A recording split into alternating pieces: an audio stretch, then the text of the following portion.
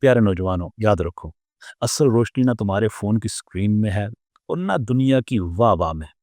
سچی روشنی تو تمہارے دل کے اندر بسی ہوتی ہے، مگر اس روشنی کو تلاش کرنے کے لیے تمہیں اپنے جذبات، غصے، منفی سوچ اور غرور کو شکست دینا ہوگی۔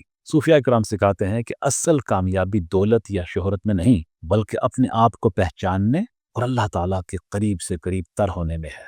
ہر دن کا آغاز اس کے نام سے کیجیے اور ہر رات اپنے دل سے پوچھیے، کیا میں نے آج کوئی نیکی کی؟